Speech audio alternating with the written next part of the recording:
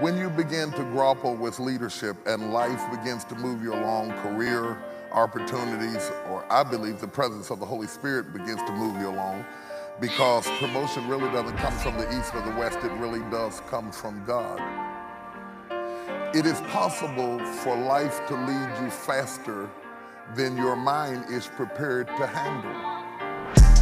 God can move you into such a place that positionally you are in a state of leadership, but mentally and emotionally you really haven't got a grip on what life has handed you. And if you don't know what you have, you don't know how to take care of it. If you don't know how to take care of it, you can mess around and lose it.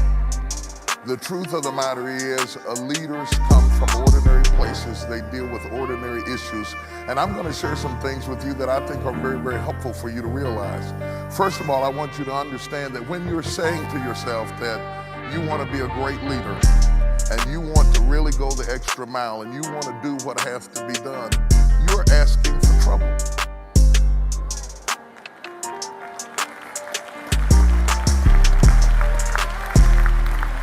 You are absolutely asking for trouble. You're asking for trouble. And if you think about this a minute, you'll learn a very important concept that I think you need to understand.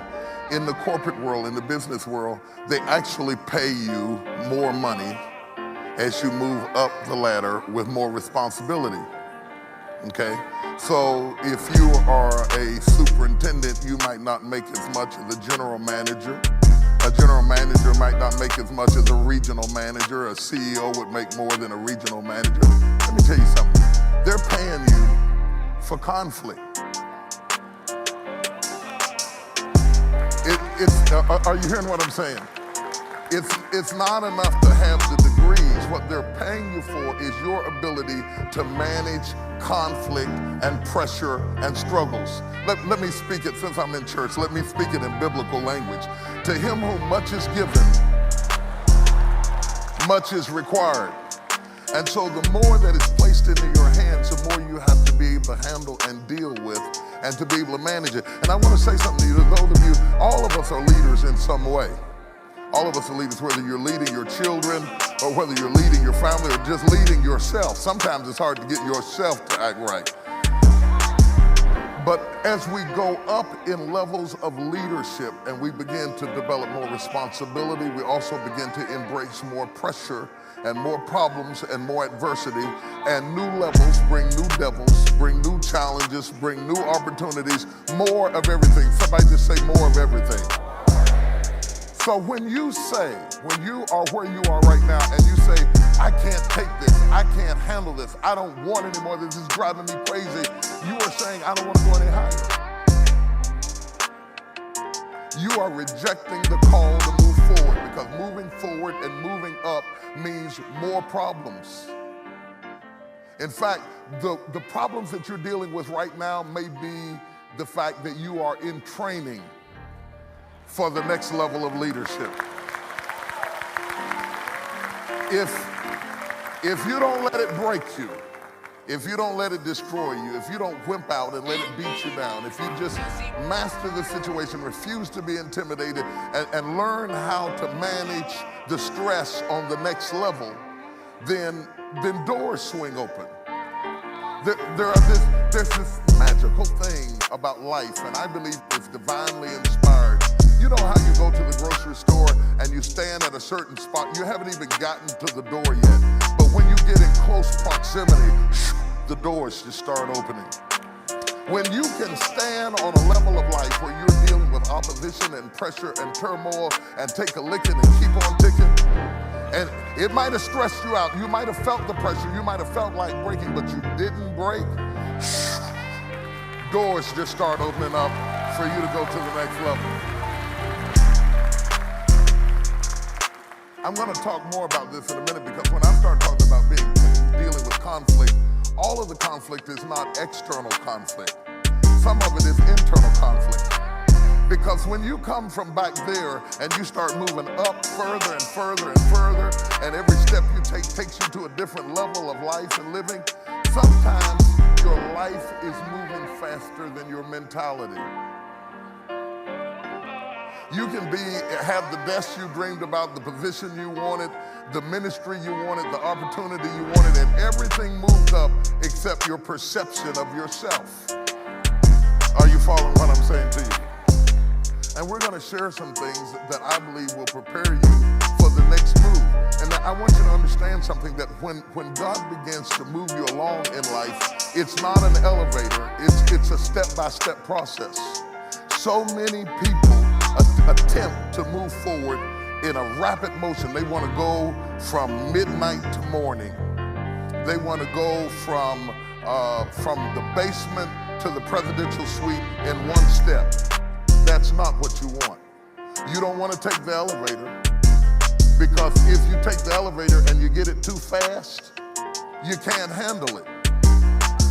You can't handle it. Oh, I know you want the money, but you can't handle the pressure and the problems and the conflict and the criticism and the opposition. And so God has designed it that you would move along in steps, in stages, not too fast. And every time you take a step, you have to kind of balance yourself and get used to this level of opposition, this level of controversy, this level of conflict, this level of criticism, because again, that's what they're paying you for, is managing trouble. Are you hearing what I'm saying to you? And just as soon as you get it all down pat and you've mastered it and you say, good, I'm comfortable now, this is now my new normal, I'm okay with it, then all of a sudden you take another step. You're back in a situation where you're learning again, and you're being hit in places you never expected to be hit before, and you're dealing with life on another level. And that happens whether you're in a corporation, whether you're in a church, or whether you're a family and you just had another child. Every time you have a child, new conflict, new problems, new things to deal with, more to manage, more to handle. You just got used to having one, you come back from the doctor, now you're getting ready to have two. Everything's got to shift, everything's got to move. Everything you learned about the first child doesn't work on the second child. Come on, somebody knows what I'm talking about. But God is so gracious, because he leads you along in steps and stages. And periodically, he will stop the process, allow you to evaluate where you are, to better understand where you are, and put you in a position that you can deal with your heart and mind and emotions that may still be back there where you started. And people are jealous of you and envious of you and fighting you, and they don't understand that you still perceive yourself as if you were where you started. But the steps of the Lord are leading you higher and higher and further and further and further than you've ever been before. Touch somebody and say, take another step. There's another step waiting for you. There's another dimension of life, another dimension of leadership, another dimension of problems, another dimension of conflict, another dimension of faith and finances and family and all of that. And if you don't break, and if you don't bow, and if you don't quit, and if you can maintain your faith in the middle of conflict and opposition, if you can neutralize controversy and learn how to take a licking, keep on ticking, keep your mind together, keep your wits about you, then God has ordered steps for you. And I want to tell you something. Your eyes have not seen, your ears have not heard the things that God has in store for you. He has a blessing for you. He has a promise for you. And all you have to do is stop complaining about where you are. Because when you complain about where you are, you do like Israel. You wander around the wilderness because you're not eligible to make the promotion, because you're grumbling about the level you're on right now. You are canceling out the opportunity to go to the next level if you stop murmuring and complaining and say, I thank you for this conflict. I thank you for this opportunity. I thank you for this controversy. I thank you for this training. I thank you for this opposition. I thank you for this enemy. Order my steps, Lord. Order my steps. Get me ready. I trust you. You wouldn't lead me into this position if you had not equipped me with everything I need for where I am right now. Are you ready for this? Touch three people say, take another step, take another step, take another step, take another step, take another step, take another step, take another step. Don't be afraid, don't be intimidated, don't bow, don't break, don't give in, don't collapse. All you have to do is take another step.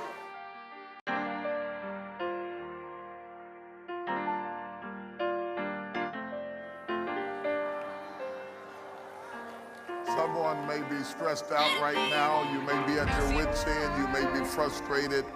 But just touch your neighbor and say, God's got a plan.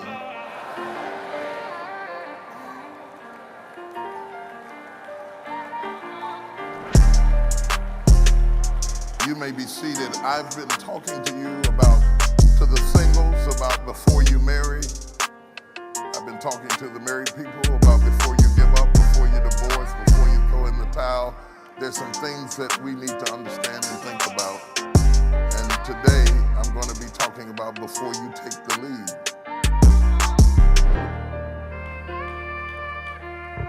We're always praying for increase. But before you reach out and take the increase, there are some things you need to know. John Quincy Adams said, if your actions inspire others to dream more, to learn more, to do more, and become more, then you are a leader. You don't need a title. You don't have to have an office. You don't have to have recognition, but if your actions inspire others to dream more, to do more, and to become more, then John Quincy Adams says you are, in fact, a leader. How many people know you're inspirational?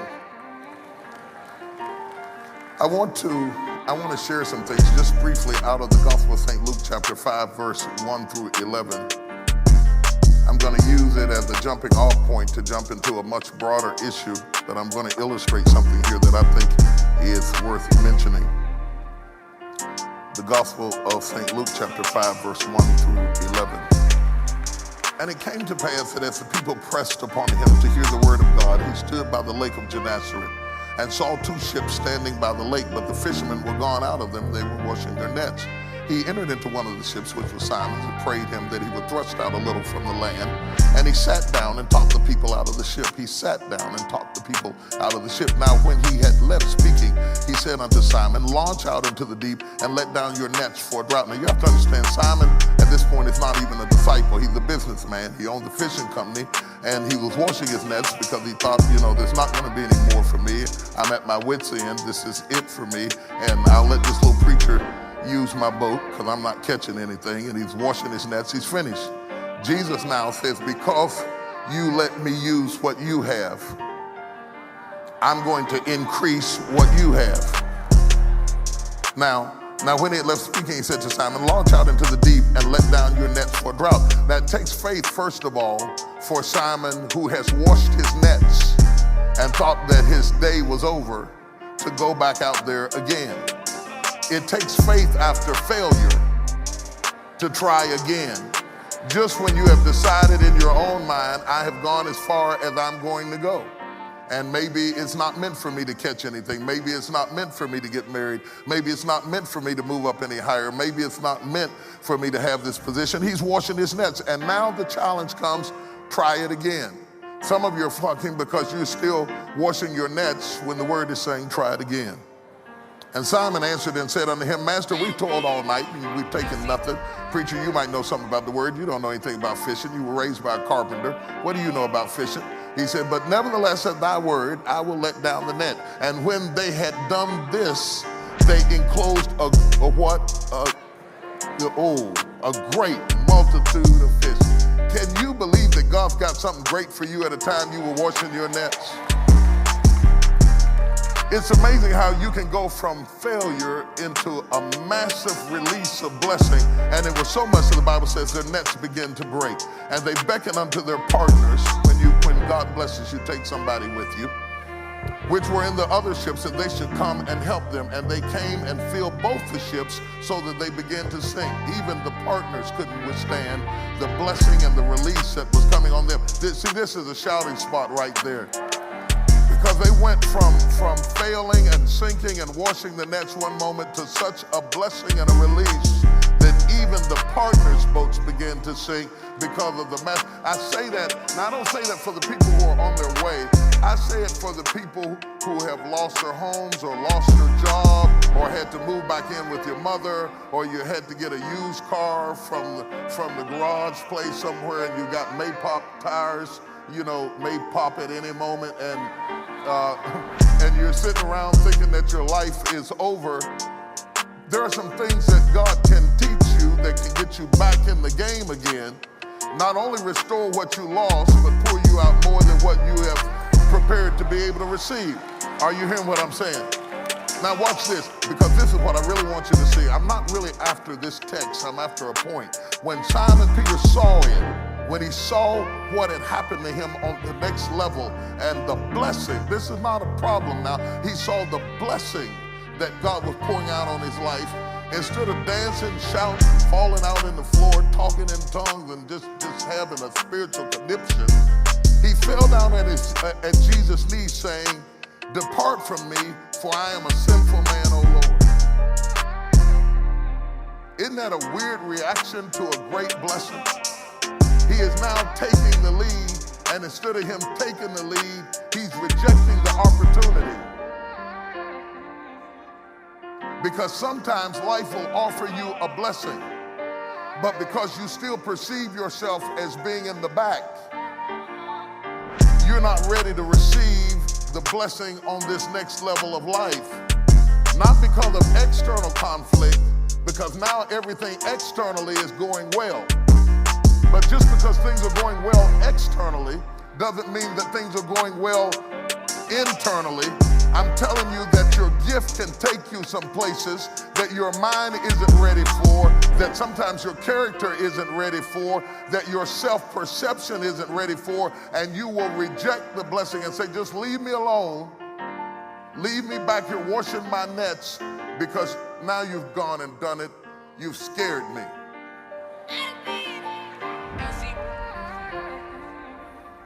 The Bible says, for he was astonished, and all that were with him, at the draught of fishes which were taken. And so was all James and John and the sons of Zebedee, which were partners with Simon. And Jesus said unto them, fear not, from henceforth thou shalt catch men. And when they had brought their ships to land, they forsook all and followed him. The whole problem was fear. Fear of the next level. Fear of taking the lead. Fear of going forward. Now, I want to talk about some things with fear. I want to talk about two different dimensions of fear that I want you to understand before you take the lead. I want to talk about the fear of failure. The fear of failure. Because many people don't go as far as they should go because they have apprehension that they won't reach their goal. So rather than to try and risk failing, they just say, I'm going to stay down here where I'm at and not try because I might lose. I might lose. I'm not going to try anything. I'm not going to own anything because I might lose it. I'm not going to buy a house because I might lose it. I'm not going to get married because I might get a divorce. I'm not going to apply for that position because I might not get it. That's madness, but that's how it is. Internal conflict. Have you given yourself permission to succeed? Or are you so intimidated by the fear of failure that you don't try? On the other side of it is the fear of success. Being afraid that you will reach your goal, but some disaster may result. These are mixed emotions. I want it, but I don't want all the stuff that comes with it.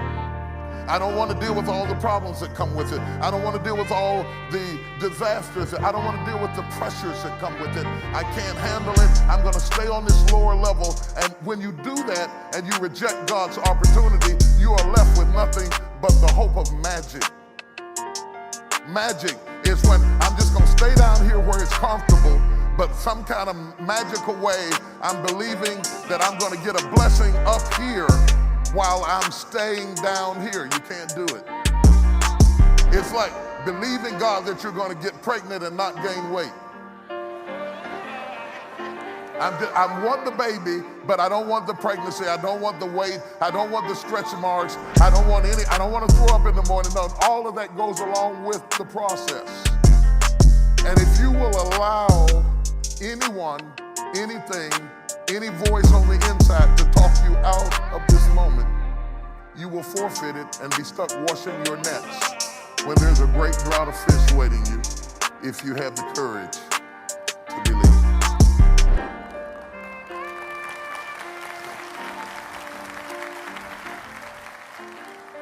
What really stops us from taking the lead and coming to the forefront a lot of times is not the lack of talent, it's not the lack of resources, sometimes it's not the lack of education. I've been amazed at the people I have met who were highly educated and failing. Highly educated and failing. Highly educated and homeless.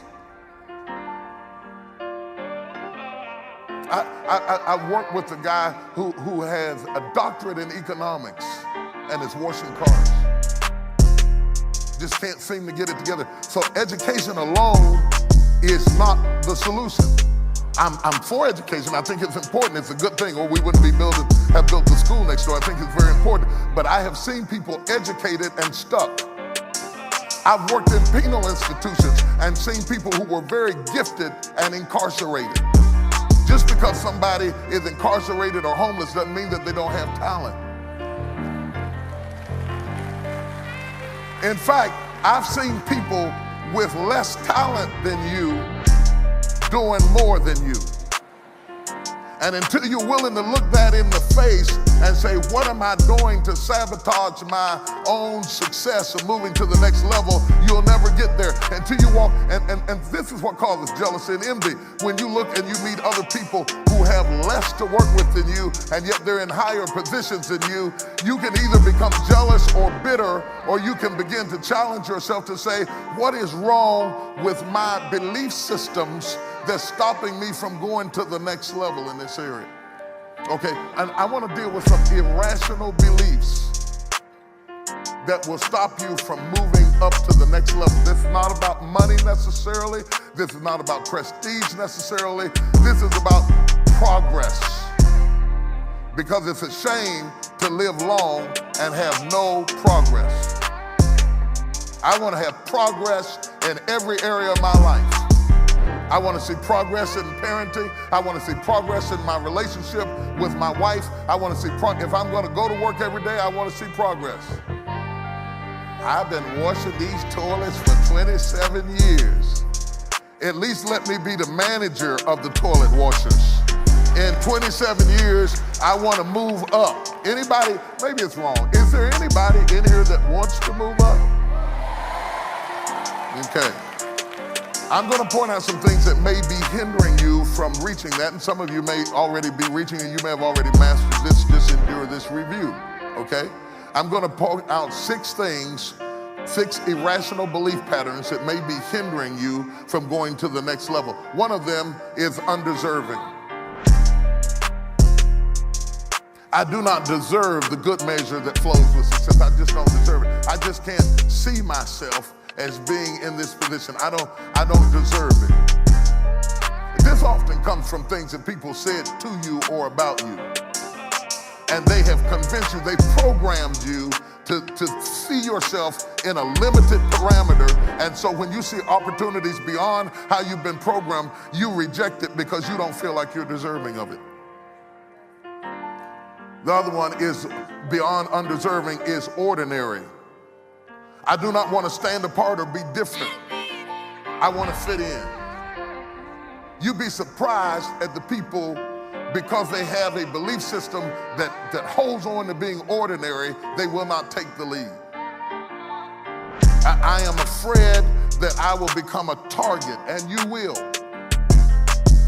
I want to let me say that to you too, in the name of honesty. If you take the lead, you will become a target. But just because they're shooting at you doesn't mean they shot you. In fact, some of you should rejoice in the fact that somebody has emptied out their quiver of arrows shooting at you, and you are still here. And that person that wouldn't go out and do what you did for fear of being shot at didn't recognize that that because of your faith and your convictions, you have been able to pass through the arrows that have been shot at you and survive. But you have to have courage to do that, and you have to get rid of your fear to do that, and you have to be able to see arrows zinging by you, people hating on you, controversy rising all around you, and you have to say like Job, though he slay me, yet shall I trust him. The third belief system that may be hindering you is social change. I fear rejection, loneliness, or claims that I have changed or sold out. I don't want to be rejected by my sociological environment. And this is very, very important to minorities. Because when you are a minority, there is a clannish survival mechanism that fits in. No matter what kind of minority you are in any situation. I was in Mexico a while ago, and a gentleman came up and said to me, if you're gonna rent a boat, because I like to rent boats and go fishing, he said, if you're gonna rent a boat from me, because I'm an American. Because in that setting, he was a minority. And the idea is we have to stick together. Watch out for weeds.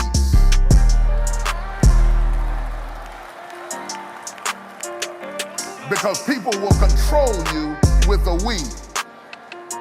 And you will miss your opportunity at what may be the best deal for you, trying to be loyal to the weed. It's what we teach our children about peer pressure. And all of a sudden, in order to fit in your sociological environment, you passed up the promotion. You wouldn't buy the house that was the best deal for you because it moved you out of the neighborhood that you were defined by. You passed up the position that you wanted to take because now your girlfriends won't like you because you're now managing the girls you used to run with. And so in order to fit in, you're going to stay in the seat that I started this sermon from rather than to take your rightful place behind this rostrum because you want the people you're sitting beside to like you and accept you. Oh.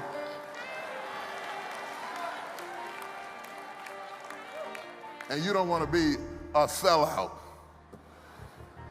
Oh my. The next one I want to deal with is fleeting. My success will be temporal and I will not be able to sustain it. You have performance anxiety. You're afraid that it won't last.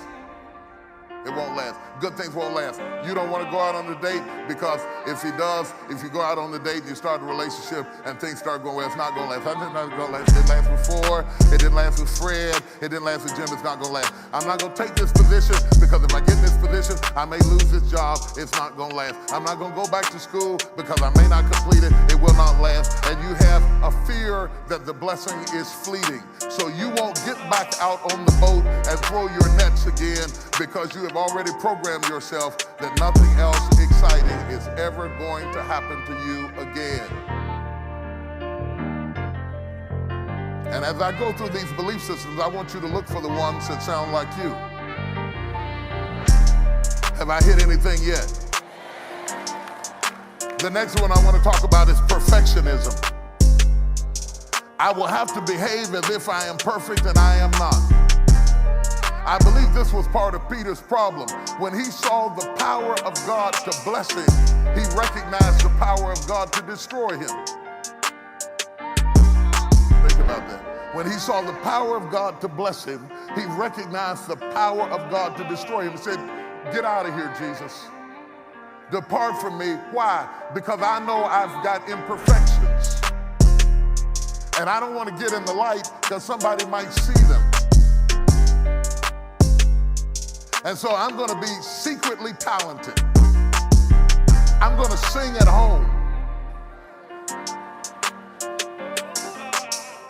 I'm going to leave the church and say what they ought to do and what somebody ought to say and what somebody ought to write a book about that and somebody ought to get up and say something. And I'm going to drive home locking my treasure up inside of me because I am imprisoned by my imperfections. And I don't want anybody to know that I'm not perfect. Even though I'm good at this, I'm weak at that. Peter said, look, you made me a great fisherman, but I'm a sinful man. Go.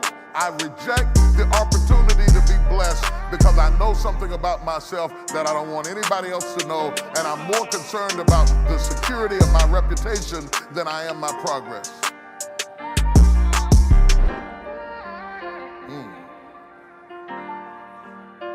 perfectionism.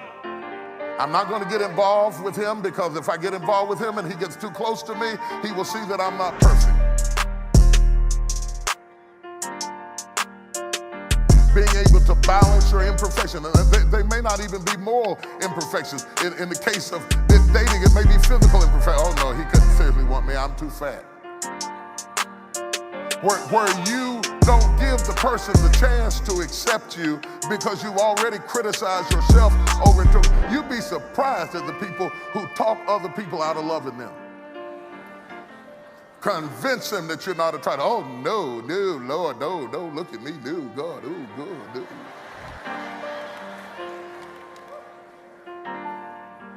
You know exactly what to do to move up into the next position, but you don't want the light on you because you have issues. Newsflash, everybody has issues. Pastor Robinson just shouted out junk in the trunk. Everybody has junk in the trunk. And if you're waiting to clean out all the junk before you put your pedal to the metal and drive and go forward, you may be stuck 20 years cleaning out the trunk.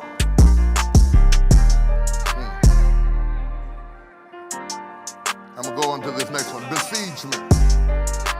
I will be besieged by others wanting things from me. My loved ones will feel entitled to a measure of my success. I don't want all the controversy that goes along with this. I don't want this. I don't want this. Don't give me the power of attorney, mama, because I don't want to deal with my sisters and brothers. I don't want don't give me the position because if I become manager of the department, my friends won't invite me out anymore. And you start doing crazy things, trying to prove to them that you are still who you were, because people will put pressure on you to stay low. And all of a sudden you're afraid that they're going to demand things from you. And it is true, as you go up, there are a great deal of people who associate with you because of where you are and not who you are. And people start fighting over your level of success. If you don't believe it, talk to any NFL athlete, anybody who goes pro in sports. All of a sudden people change when they think you got a little something. And all of a sudden it was just fine. They normally would just be talking about everything in life, but people have a way of having these little conversations. You know, child, I'm going through. I'm just going through. My rent's like 3 months behind, man. I know it ain't no big deal for somebody got all the kind of money you got, because you don't have to deal with no kind of stuff like this, but you know, $2,400 would set me straight. That's probably change to you, but man, I'm telling you,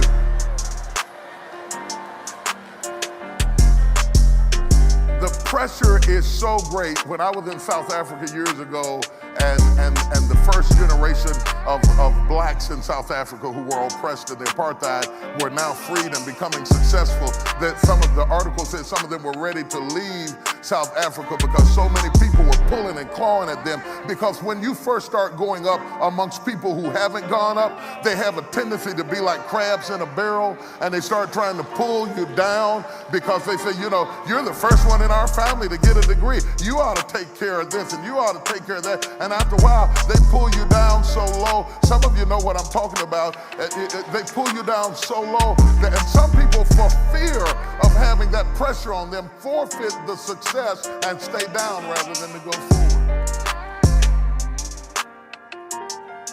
I'm preaching. The inability to manage these fears creates self-sabotaging, self-handicapping situations where you're incapable of moving forward because you just can't handle the pressure on this level. And it makes you a chronic underachiever. A chronic underachiever. And when you start going up too high, you do little things subconsciously sometimes, unconsciously sometimes, to sabotage the next move so you can stay down here where it's safe. The maybe they'll like me better syndrome keeps you locked into a system that you can't get out of. It's true. It's true. And if you don't give yourself permission to go forward, you will cancel out your opportunity to lead, not because of external conflict, I'm gonna get to that next, but because of internal conflict. You're tripping over your own foot. You're talking that man out of your life. You're talking your boss to give that assignment to somebody else because you don't want to shine out and end up dealing with another level of problems. And so you're going to stay down here where you're comfortable. And you'll never become all that you can be because you can't deal with the conflicts you have inside of you. Are you following me? Now we're going to get to something else. We're going to talk about the external conflicts because you will have them. There is no way that you can go up and not have external conflicts. There is no way you can go where others have not gone and not find debris and obstacles in the way. That is to say that if you're a leader, now if you're a follower, you don't have to listen to this because whoever you're following will clear a path for you. And so you can just walk in their footsteps and get right behind them and say, ooh, this is so nice. This is so cool. This is so good.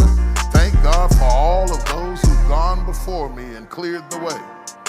But if you're a leader and you go where none have ever gone before, you encounter the sticker briars, you encounter the thorns, you encounter the adversity, and you're clearing a path for the next generation. You are supposed to have external conflicts. Anytime you are a trailblazer, you are going to have external conflicts because you are doing something that has never been done before. It will be defined often after you're dead. You'll be gone before people understand you. And if you have a need to be understood, you'll never go any further because you're doing something new. And whenever you do something new, people always reject it at first.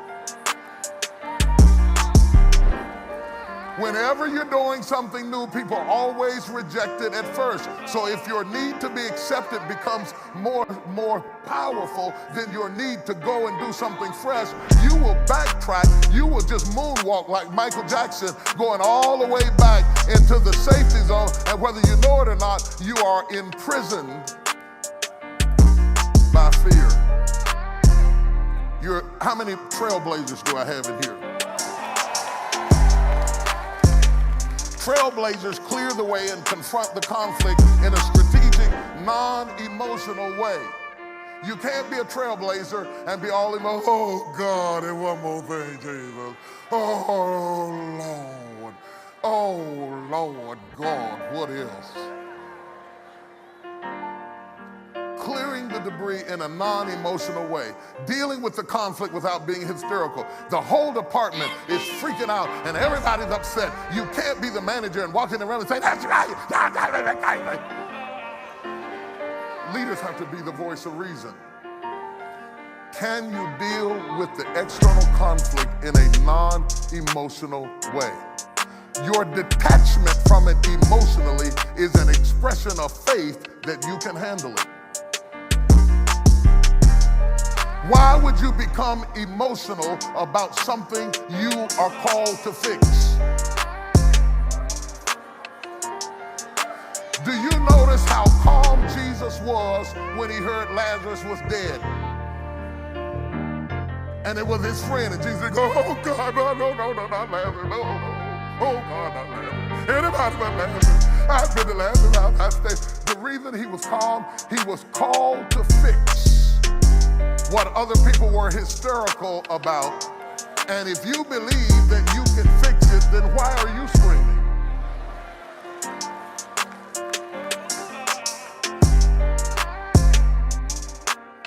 You either are going to be emotional or rational. Boxers will tell you, you will lose the fight if you get too angry.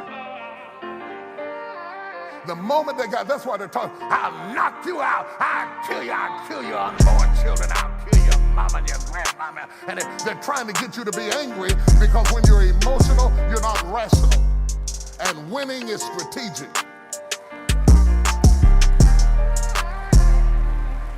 Touch three people and say, think like a winner, think like a winner, think like a winner.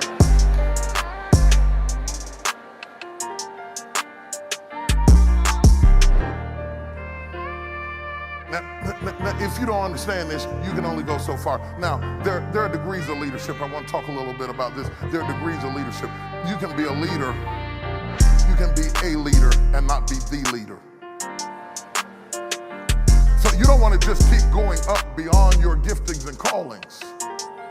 You may be a leader and you may be called style, you can lead over a particular thing.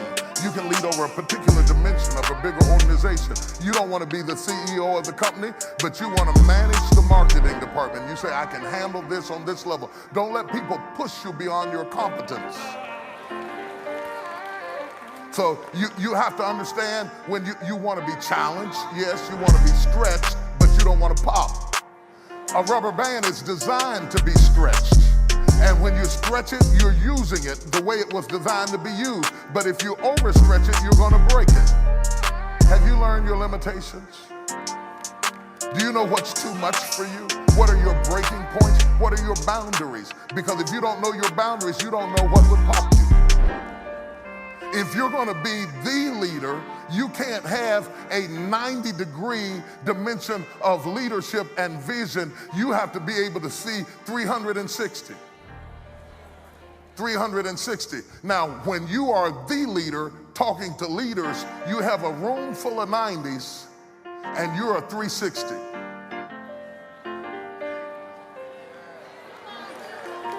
And I'm going to tell you, it is a very difficult thing to have a conversation with a room full of 90s when you're a 360 thinker.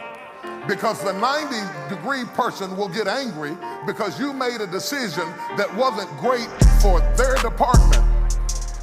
But because you are in charge of the whole vision, you have to make a 360 decision and not a 90-degree decision, and you have to be strong enough to withstand the conflict that comes from your own team,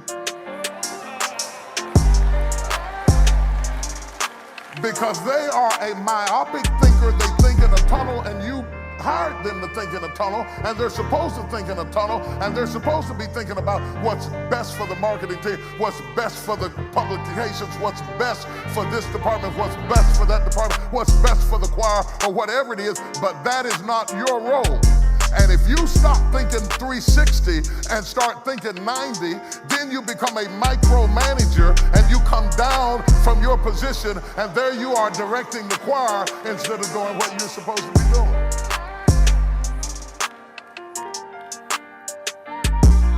Am I saying anything that's helping anybody? When you are the leader, whether you're the leader of your house, it's a great deal of difference between a woman who is the head of her house, a single mother, and how she thinks and how she has to make decisions, as opposed to a married woman who has a husband and she has the luxury of thinking on one level, whereas you have to think like a woman and deal like a man. There's nobody for you to come home and tell them what happened at work, and I need you to go down and straighten those people out, and the mechanic lied to me. You have to be the person who's been lied to and the person who goes down and say, wait a minute, this receipt said. Now, both women are a leader, but when you are the one in charge, you are the leader, and you have to think in a 360 and not in a 90. Are you following me? Now, when you do that, you're going to have some conflict. You're going to have some conflict from people who are legitimately with you. So you have to be a leader enough to understand that somebody can disagree with you and still be with you. And you have to have the wisdom to understand they disagree with you because from their perspective, it was not the best decision.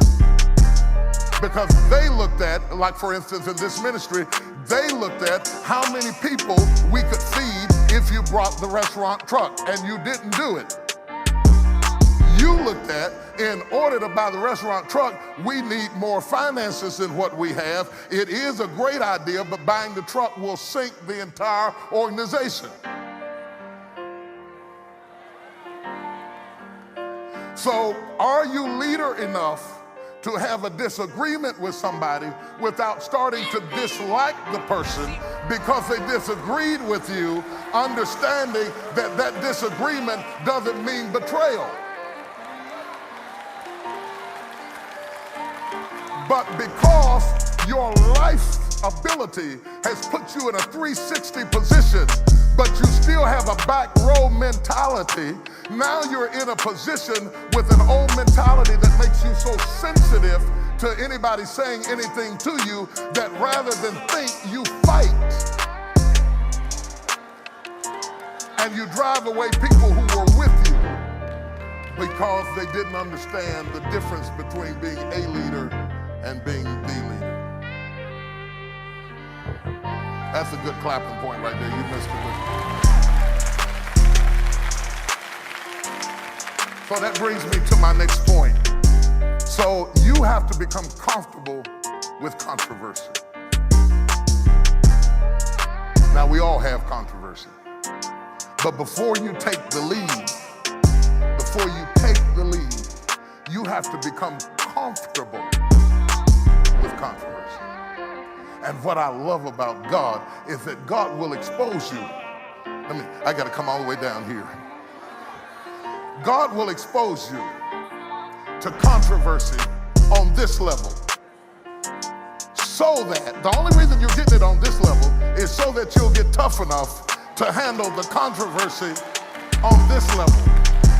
And then when you get to this level, about the time you get used to being shot at this level, he calls you on up to this level, and then to this level, and then to this level. And when you get up here, you want to go down there and thank all the people who fought you on this level, and this level, and this level, because they trained you to be able to handle controversy.